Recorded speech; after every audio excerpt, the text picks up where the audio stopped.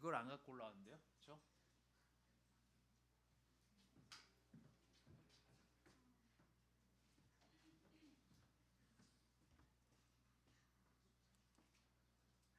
저도 몽골에 우리 최명인 형제랑 같이 27일부터 저는 우리 명인 형제가 먼저 가고 그다음에 27일부터 31일 그저께 왔습니다.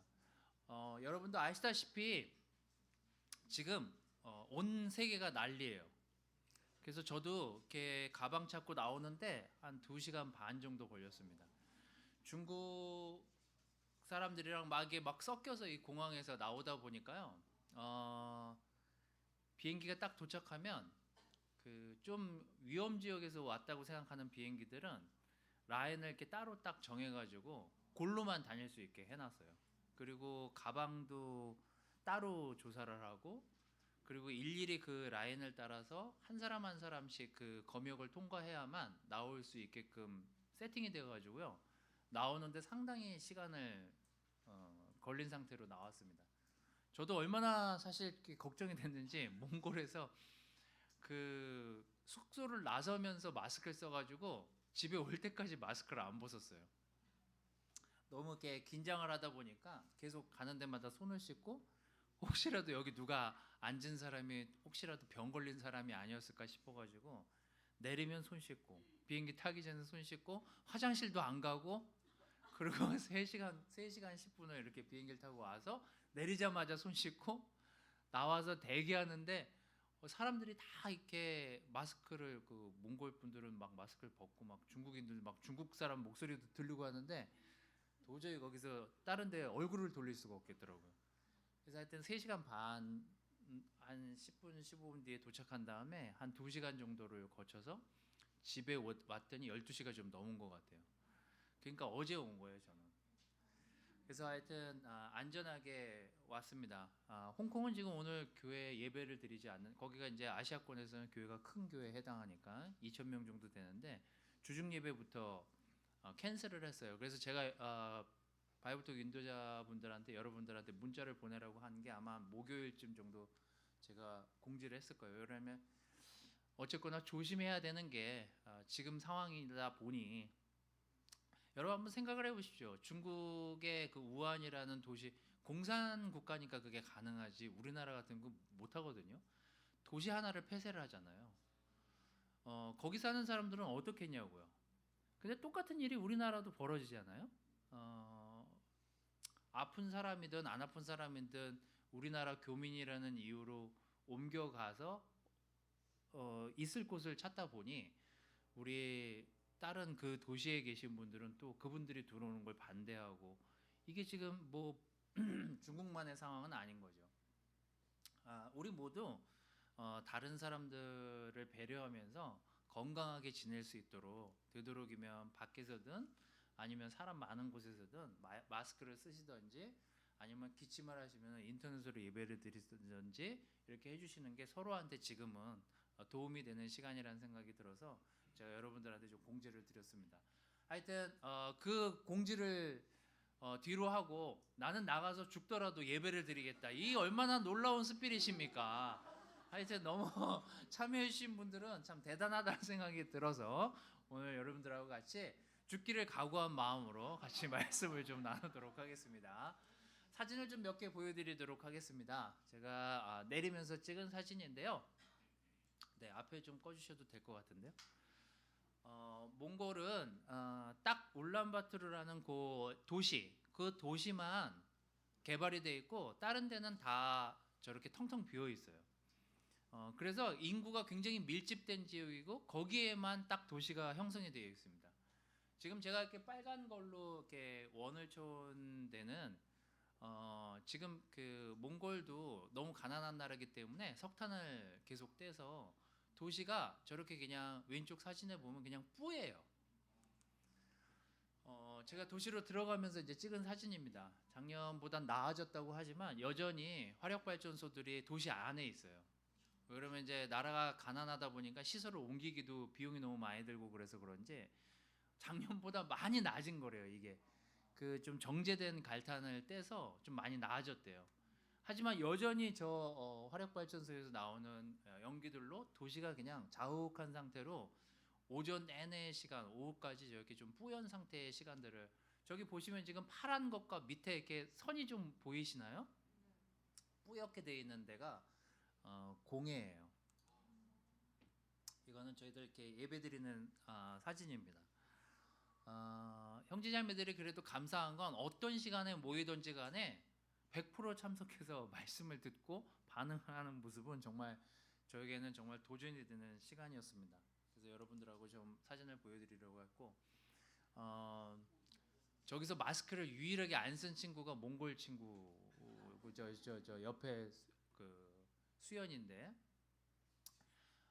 몽골은 지금 평일 낮 온도가 한 영하 18도, 19도 정도 되고요. 저녁에는 한 30도, 35도 정도를 영하 30도에서 35도 정도를 왔다 갔다 합니다. 근데 막상 거기 이렇게 나가 보면 별로 그렇게 춥다는 느낌을 안 받아요. 계속 이렇게 움직이고 돌아다니기 때문에. 근데 이제 오래 돌아다니면 안 되죠. 얼음을 저렇게 앞에다가 이렇게 해놔도 절대로 안 녹는 그런 도시입니다. 이건 저희가 이렇게 하루 그 1시간 정도 밖으로 나가면 좀 날씨가 맑아요. 도시를 벗어나기 때문에. 그래서 이제 저희가 하루는 미팅을 하려고 1시간 한 2, 30분 정도 외부로 나가서 이제 찍은 사진입니다. 기도를 하려고 언덕에 올랐다가 저것만 찍고 바로 내려왔어요. 발도 시렸고 코도 시렸고 눈썹, 우리 어렸을 때는 그런 경험을 해봤는데 눈썹 막 이게 얼잖아요. 이렇게 막 입김이 올라가가지고 그래서 눈뜨기가 불편해가지고 올라가면서 기도 땀이 나니까 올라갈 때는 이렇게 좀 올라갈 때는 기도하는데 별 불편함이 없었는데 막상 올라가서 서서 기도하려니까 너무 추워가지고 찍고만 다시 내려왔습니다. 그냥 사방천지가 저런 동네예요. 그냥 저렇게 그냥 계속 가다 보면 다 저런 데밖에 없어요. 그래서 저기서 같이 형제들과 밤에도 이제 별을 보면서 좀 기도를 하고 별을 보러 여행을 6, 7월에 많이 간다고 하더라고요. 그때가 제일 따뜻한 때래요. 그래서 몽골 여행하시고 싶으신 분들은 6, 7월에 가십시오. 지금 가시면은 오래 못 서 있어요. 그래서 하여튼 6, 7월 정도에 가서 별을 보는 사람들이 많다고 하더라고요. 근데 하여튼 저희도 밤에 나와가지고 잠깐 이렇게 별을 볼 시간이 있습니다. 워낙 뭐 깜깜하니까 별이 잘 보여요. 뭐 불빛이 많이 없으면 너무 이렇게 형제자매들과 또 좋은 시간을 보내고 온 시간이었습니다. 제가 사실 이렇게 좀 찔렸어요. 불 좀 켜주실래 이제? 처음에 명인이도 가고 캠퍼스에서 또 한 2명 정도 가고 베이너 목사님도 가고 한다 그래서 사실 이렇게 처음에 저는 안 가는 걸로 돼 있었거든요. 그래서 사실 좀 마음에서 좀 다행이다라는 생각이 좀 이렇게 이게 셀피시한 생각인지 어떤 건지 잘 모르겠습니다만 이게 어디를 갔다 온다는 것 자체도 시간이 좀 걸리고 피곤하고 해서 그런지 또 연휴에 이렇게 어딜 간다는 게 또 이 바이러스라도 없으면 좀 더 안정감 있게 좀 생각을 했을 텐데 바이러스도 막 있다 그러고 막 공항이 막 어수선하니까 사실 나가고 싶지가 않았었던 것 같아요. 근데 가서 이제 형제자매들을 만나고 또 그 형제자매들의 열정을 보면서 사실 더 많이 배우고 아까 명인 형제도 웰컴 때는 안 왔지만 격려를 거꾸로 많이 받고 돌아온 시간이었습니다. 그래서 제가 오늘 여러분들하고 나눌 말씀은요. 좋은 전염이라는 제가 처음 쓴 제목은 아니에요. 제가 이렇게 찾아보니까 그 C.S. 루이스가 그 순전한 기독교 그 4장 제목을 좋은 전염이라는 제목으로 썼더라고요. 그래서 이미 이분이 쓰셨던 제목이에요. 근데 이제 요즘이랑 잘 어울릴 것 같아가지고 제가 좋은 전염이라는 제목으로 말씀을 좀 여러분들하고 좀 나누려고 합니다. 제가 그 의사 선생님들한테나 거기서도 이제 바이러스에 대한 얘기를 워낙 많이 했습니다만 바이러스는 그냥 바이러스 자체는 힘이 없대요. 항상 어떤 매개체를 통해서 그 매개체에서 숙주가 자라면서 그 숙주가 커서 사람에게 이제 전파가 됐을 때 이제 문제가 되는 거거든요. 그 자체로는 사실 아무 의미가 없는 그냥 그 바이러스 그 자체인데, 이게 이제 어떤 매개체를 통해서 사람한테 전달됐을 때 파급력이 이제 이 정도 되는 거죠. 막 사람이 죽어나간다든지 그냥 아픈 채로 그냥 시름시름 앓게 되는 엄청난 영향력을 가지고 있는 게 이 바이러스인데, 오늘 여러분들하고 볼 구절은 오늘 우리 올해 주제인, 사실 제가 세상에 대한 얘기를 많이 했던 이유는 그런 세상을 하나님이 어떻게 사랑하시게 되었는지에 대한 이야기를 하기 위해서 제가 세상에 대한 얘기들을 많이 했습니다. 요한복음 4장을 보려고 하는데요. 우리 주제가 있는 3장 다음에 나오는 내용입니다. 4장 34절에서 39절 말씀인데요. 제가 다 써왔으니까 그냥 같이 한번 눈으로 읽으실 분들은 눈으로 읽고 같이 읽으실 분들은 같이 읽으시면 되겠습니다. 자, 34절에서 39절까지 읽겠습니다. 자, 시작. 그러자 예수님이 이렇게 말씀하셨다. 내 양식은 나를 보내신 분의 뜻을 실천하고 그분의 일을 완성하는 것이다. 너희는 아직 넉 달이 있어야 추수 때가 온다고 하지 않았느냐? 그러나 내가 너희에게 말한다. 눈을 떠서 들판을 바라보아라. 곡식이 다 익어 추수할 때가 되었다. 이미 추수하는 사람이 삭슬 받고 영원한 생명을 위한 열매를 거둬들이고 있다. 이것은 씨 뿌리는 사람과 거둬들이는 사람이 함께 기뻐하도록 하기 위해서이다. 그러므로 한 사람은 심고 다른 사람은 거둔다는 말이 사실이다. 너희가 수고하지 않은 것을 거두라고 내가 너희를 보냈다. 다른 사람들은 수고하였고 너희는 그들이 수고한 결실을 거두고 있다. 예수님이 자기 과거를 죄다 말씀하셨다고 증거한 그 여자의 말을 듣고 그 마을에 사는 많은 사마리아 사람들이 예수를 믿었다. 공항에서 좀 짜증이 났어요. 난 그래도 한국 사람이고 녹색 여권을 가지고 있고 저런 사람들과는 다르게 나는 좀 빨리 내보내주면 안 되나? 이 환경이 너무 답답하고 너무 불안한데 계속 그 라인만 따라가라는 거예요. 그리고 똑같은 의심의 눈초리로 다 검역관이 체크를 해요. 빨리 나가고 싶었어요. 그리고 그 말도 하고 싶었어요. 난 몽골에서부터 마스크를 쓰고 왔단 말이야. 그렇게 답답한데 벗지도 않고 화장실도 안 가고 그렇게 항변을 하고 싶었지만 일일이 한 명씩 체크를 하는 거예요.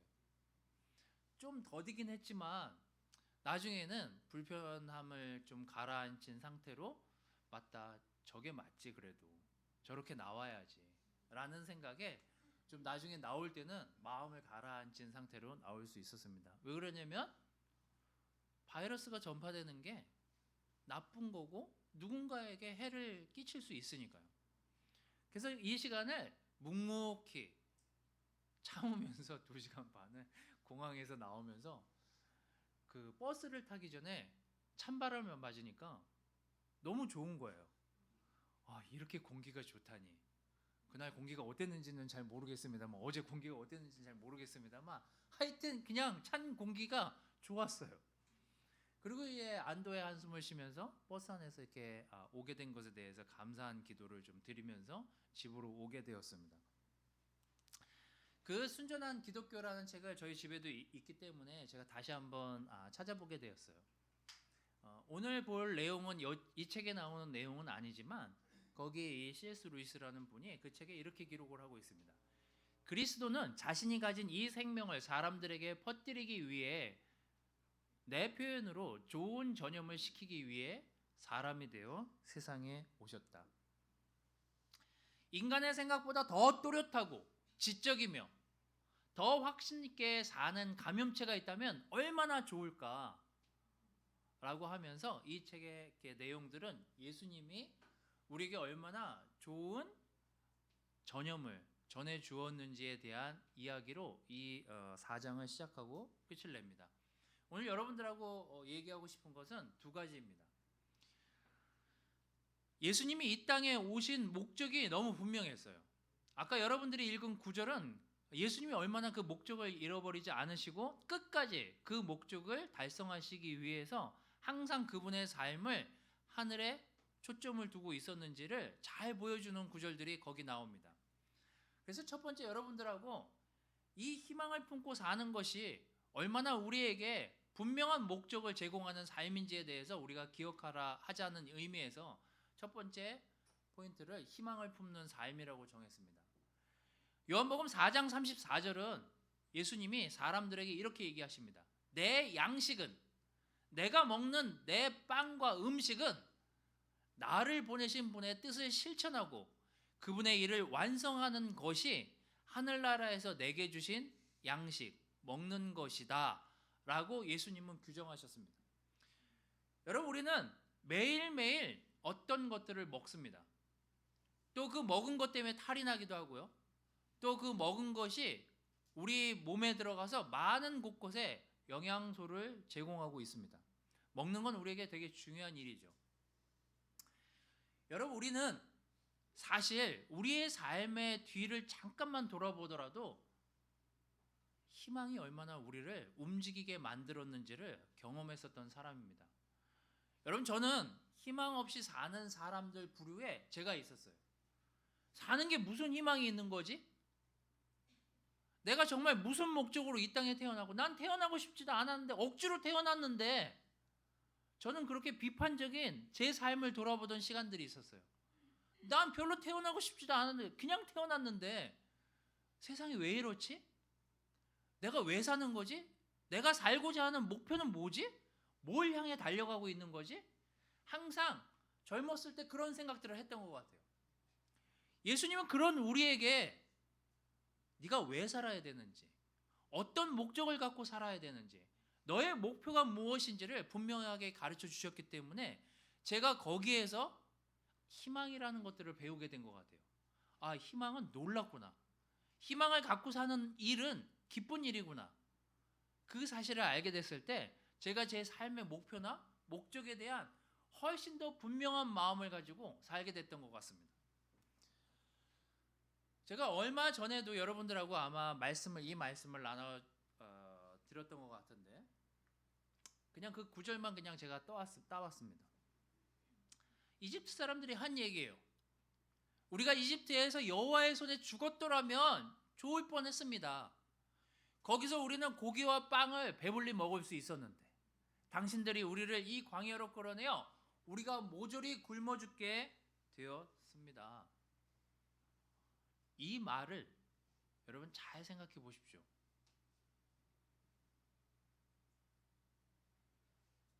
왜 그들은 광야에서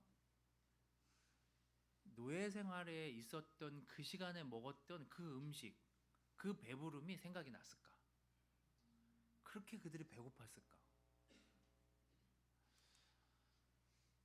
똑같은 양식이지만 지금 나와서 먹는 양식과 그때 먹은 양식의 차이를 그 사람들은 몰랐던 것 같아요. 우리가 목적을 잃어버리면은요, 지금 내가 왜 이 일을 하고 있고 이것을 먹고 있는지에 대한 생각을 제대로 못하면서 살 때가 굉장히 많습니다. 그들이 이집트에서 배불리 먹을 수 있었던 이유는 뭐였습니까? 이집트 사람들이 일을 시켜야 됐기 때문에요. 그들이 거기서 배부르게 먹었던 이유는요, 일을 해야만 했기 때문이고, 그걸 안 먹으면 그 혹독한 노동을 이길 수가 없었기 때문에 먹을 수밖에 없었어요. 그들에게 그때 당시에 있었을 그 양식은 그 정도의 의미였고 그게 목적이었어요. 일을 해야만 하는 음식, 그냥 살아내야 하기 때문에 먹는 음식 정도, 그게 이집트에 있을 때 그들의 그냥 처지였어요. 근데 그들이 이집트 거기 땅을 벗어나서 사막으로 나와서 먹은 음식이 고생스러웠지만 그것이 희망을 주는 목적지를 향해 가기 위한 음식임은 잊어버렸어요. 여러분, 예수님 또한 목적이 분명하셨고 우리도 예수님을 믿는 목적이 분명하다면 우리는 분명한 희망과 분명한 목적을 가지고 살아가는 게 저희들의 삶이어야 됩니다. 여러분에게 그 희망, 여러분이 지금 가지고 있는, 또 앞으로 보고 나아가는 그 희망이 여러분들에 있기 때문에 지금 여러분들이 살고 있는 거예요. 우리가 지금 오늘 먹는 양식, 오늘 내가 사는 이유, 오늘 내가 견뎌서 열심히 살아야 되는 이유가 우리의 목적이 분명하다면 우리는 그 양식을 기쁘게 먹을 거라는 거예요. 그 양식이 뭔지 알아요? 예수님이 주신 희망 때문이죠. 공교롭게도 이 4장 앞에 나오는 내용은요, 우물가에 있는 그 여자예요. 지금 우한시에 살고 있는 사람들과 똑같습니다. 사마리아 사람들은요, 인종 취급도 안 했어요. 그때 당시에. 멀리 떨어져서 살게 했고요. 또 그들과 섞이는 것 자체를 너무 싫어했어요, 사람들이. 그래서 그들은 남이 없는 아주 더운 시간에 물을 뜨러 다녔고요. 사람들이 잘 나다니지 않는 시간에 교류를 하러 다녔어요. 왜요? 비판과 조롱에 시달렸기 때문에요. 그런 그가 자기를 전혀 상대할 것 같지 않은 예수님을 만나요. 그리고 그 예수님으로부터 자기의 죄와 자기의 삶과 자기가 왜 살아야 되는지에 대한 이야기들을 전해 듣습니다. 그리고 그 여인은 희망을 보게 돼요. 아, 내가 사는 이유, 내가 지금 음식을 먹고 물을 기르는 이유, 내가 노동을 하는 이유, 내가 사는 이유를 예수님을 만나면서 그 이유를 알게 돼요. 아, 희망이라는 게 이런 거였구나. 내가 사는 이유가 이런 거였구나. 내 목적이 분명해진 순간 그녀는 거기 있을 수가 없었습니다. 왜요? 새로운 희망을 봤으니까요. 여러분, 우리가 오늘 이 땅을 살아가는 이유, 또 오늘 우리가 같이 교제하면서 음식을 나누면서 기쁘게 살아가야 되는 이유가 바로 여기에 있습니다. 우리는 희망을 품었기 때문이죠. 제가 정말 많이 돌이키고 회개하고 제가 가서 몽골 형제자매들이랑 교제하면서 첫날 찍은 사진이에요. 가방만 내려놓고 한 1시간 정도 쉬었다가 옷을 갈아입고 그리고 장소로 갔어요. 멤버들이 많지는 않습니다. 왜 그러냐면 그 안에서 싸움이 일어나가지고 한 2년 전에 막 반이 떠났어요. 그래서 지금 이거를 새롭게 세우느라고 그래서 지금 정호 씨랑 은정 커플이 거기 지금 몽골에 가 있는 거예요. 그 뒤로 이렇게 추려서 가족들과 그 아이들이 저기 저렇게 남아 있어서 지금 이번에 가서 너무나 사실 격려가 됐던 건 캠퍼스 애들이 계속 늘어나고 있어요.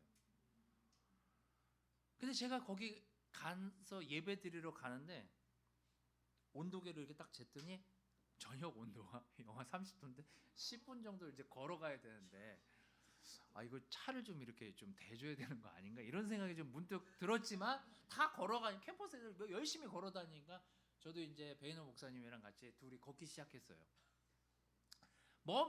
머릿속에 공기도 안 좋은데 날은 추운데 그리고 거길 갔는데 이미 형제자매들이 와서 교제를 하고 있는 거예요. 100% 참석한 상태로. 그리고 그들이 나누는 이야기가 저를 계속 찔리게 했어요. 너무 와줘서 고맙다. 말씀을 이렇게 나눠줘서 고맙다. 너무 이런 말씀들을 듣고 싶었다. 이런 것들이 너무 부족했는데 와서 교제해줘서 기쁘다. 순간 제 마음에서 너무 쪼그라드는 거예요. 진짜 못돼도 이런 못된 놈이 있나. 이 사람들은 매일 그걸 할 텐데 매일 영하 30도 35도 되는 날씨에 그 예배를 드릴 거고 거기에서 함께 교제를 할 거고 그 사람들이 모여가지고 같이 성찬을 나누고 이럴 건데 이런 못된 놈을 반다. 계속 저 스스로 그런 생각이 들었어요. 회개할 수밖에 없었어요. 저기 앉아있는 내내 정말 18, 19 걔네들이 제일 어린 애거든요. 정말 진짜 하나도 안 놓치려고 저렇게 통역을 해서 듣는데도요 노트에다 다 적고 정말 째려보듯이 저를 보는데 제가 사실 그 눈을 보면서 잊을 수가 없었어요. 야, 나도 저런 때가 있었는데 다 과거예요. 나도 희생해야 이런 희생이 기쁜 적이 있었는데, 나도 이런 적이 있었는데 계속 마음속에 여러 가지 생각이 드는 거예요. 왜 내가 그런 기쁨이 죽었고, 왜 내가 그런 기대들이 죽었고, 왜 내가 그런 희망 때문에 열심히 살던 그 시간들을 내가 왜 이렇게 불평으로 채웠지? 그 생각이 드는 순간 정신이 번쩍 났어요. 이 나라에서는요, 졸음운전을 할 수가 없어요. 제가 봤더니 졸립잖아요. 차를 세우고 잠깐 나가 있으면요, 정신 번쩍 나서 한 1시간은 번쩍 난 상태로 차가 좋구나 이러고서 그냥 계속 갈 수 있어요. 베이너 목사님이 졸음운전 많이 하시거든요. 근데 절대 안 졸아요. 추우면 차 세우고 잠깐 나가면 돼요. 그런 혹독한 환경에서도요, 그런 기쁨과 그런 즐거움 속에 예배를 드리는 사람들이 있어요. 제가 정말 더 정신이 번쩍 난 시간이었어요. 우리에게 있는 그 희망이 어떤 의미인지를 우리가 알고 산다면, 우리가 가지고 있는 하늘나라에 대한 소망, 예수님이 우리에게 주신 그 희망이 무엇인지를 우리가 알고 있다면, 우리에게 있는 이 삶은 기쁘고 즐거움으로 채워져야만 정상인 거예요.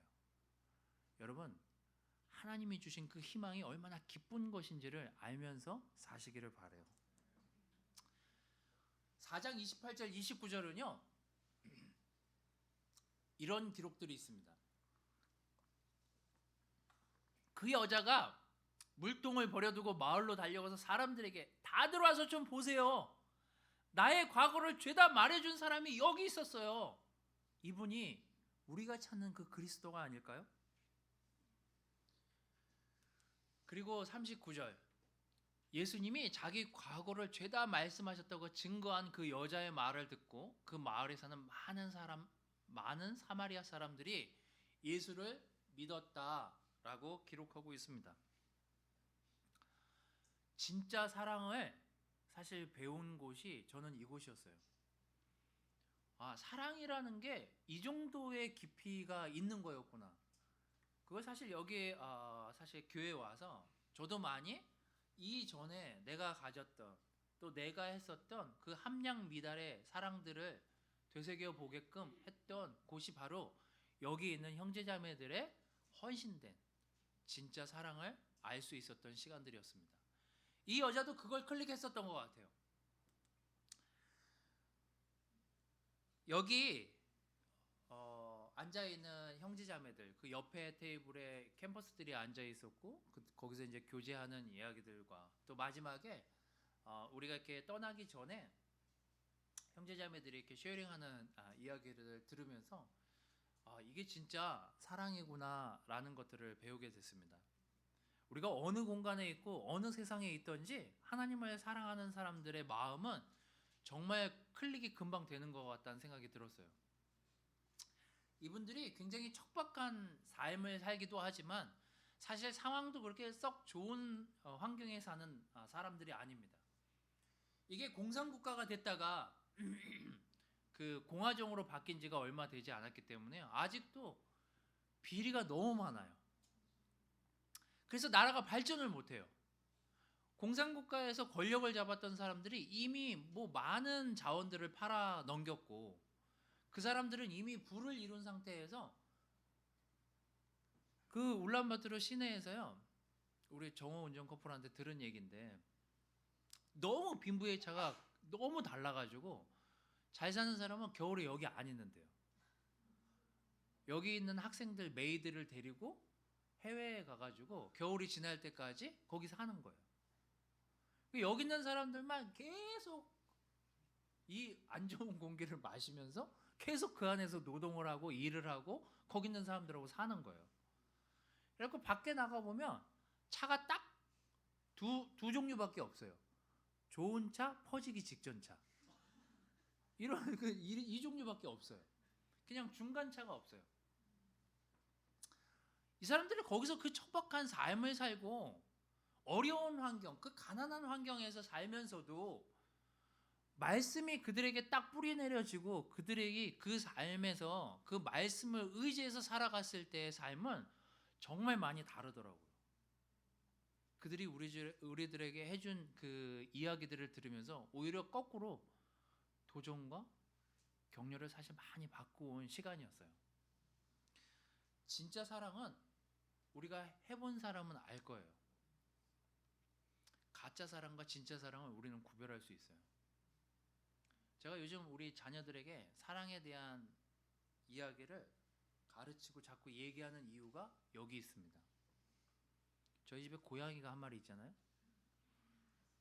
너무 애들이 갖고 싶어 했고, 너무 아이들이 정말 그것만 있으면 정말 자기들이 정말 아침부터 저녁까지 케어할 거라는 이야기를 듣고 그 애를 데리고 왔지만,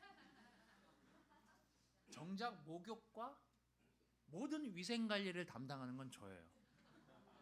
그게 무슨 사랑입니까? 사랑을 하려면 다 해줄 줄 알아야죠.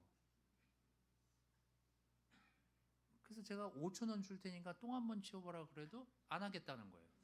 냄새 난다고. 고양이 똥이 좀 냄새가 고약하거든요. 우리 식사하기 전에 이런 얘기해서 참 죄송하지만, 진짜 사랑은요, 정말 그 사람의 마음 깊이 들어가서 그 사람이 무엇을 필요로 하고 그 사람이 어떤 그 사랑을 원하고 어떤 감정을 필요로 하는지를 우리가 알고 느껴주는 거예요. 전 그걸 몰랐어요. 그냥 상남자, 그냥 뭐 돈 벌어다 주고, 저는 그렇게 배웠어요. 그냥 남자의 도리를 하면 되는 게 그게 사랑 아닌가? 굉장히 단순한 사랑을 생각했었던 시간들이 있었어요. 교회 와서 자매들과 형제들과 시간을 보내면서 그것이 얼마나 왜곡된 사랑이고 잘못된 사랑인지를 많이 배우고 가르쳐줬던 게 사랑이에요. 아직도 저는 그 사랑의 깊이를 배우고 있는 중입니다. 우리 모두 예수님처럼 사랑할 수는 없지만 예수님처럼 사랑하기 위해서 배우고 훈련받고 서로 도와주려고 하잖아요. 몽골에 있는 형제자매들이 가는 날까지 제가 다른 형제들보다 한 8시간 정도를 늦게 출발하게 됐어요. 좀 쉬고 싶었어요. 목도 아프고 좀 이렇게 건강을 좀 챙긴 다음에 가야 될 것 같아서 좀 쉬고 싶었는데 전화가 왔어요. 그 타샤라는 형제한테 그 우리 그 정호 운전 커플이 전화를 받아가지고 저한테 전달을 해준 거예요. 이렇게 보니까 머리가 너무 기신 것 같아서, 미용사거든요 그분이. 가기 전에 머리를 잘라주고 싶다는 이발을 해주고 싶다. 그래서 제가 그냥 괜찮다, 쉬고 싶다. 그리고 내가 머리 치료 중이라 나는 한국에 가서 깎아야 된다. 뭐 이러고서 이제 정리를 했는데 끝까지 뭘 해주고 싶은 거예요. 뭘 더 조금이라도 자기네가 손수 뭔가를 해주고 싶은 거예요. 엽서도 써줬고 쉐어링도 해줬는데 뭔가를 더 해주고 싶은 거예요. 그래서 여기서 여러분들이 준 텀블러 뭐 이런 것들을 받으면서도 너무 감사해하지만 정말 한 사람 한 사람 마음이 느껴지는 게 그게 저한테 훨씬 더 그 따뜻함이 전해지는 것 같아서 사실 너무 회개하는 시간이 이 일주일 내내의 시간이었던 것 같아요. 우리에게 그런 시간들이 있었고 지금도 그런 시간은 존재하고 앞으로도 그런 시간은 우리에게 계속되어야 됩니다. 이 사마리아 여인이 정말 고립된 지역에서 살면서 예수님을 만나고 클릭하고 자신의 삶이 바뀌었고 그 삶을 바뀐 걸 도저히 참을 수 없어서 주변에 있는 사람들한테 전할 수밖에 없었던 그 사랑을 느꼈던 그 사람처럼 오늘 우리가 그런 삶을 살기를 바랍니다. 여러분, 희망을 안고 진짜 희망을 품고 산다는 건 감사해야 될 일이에요. 여러분 진짜 사랑을 배웠다면 여러분 가족에게, 아내에게, 남편한테 그렇게 똑같이 해주셔야 됩니다. 그게 예수님의 진짜 사랑을 실천하는 길이니까요. 여러분, 하나님이 그런 사랑받을 자격도 없는 우리를 사랑하셔서 이 세상을 바꿔놨던 것처럼 우리도 예수님의 사랑을 그렇게 실천하고 주위에 여러분의 따뜻한 사랑을 전달해 주시는 분당교회 가족들이 되시기를 바라겠습니다. 말씀을 마치도록 하겠습니다.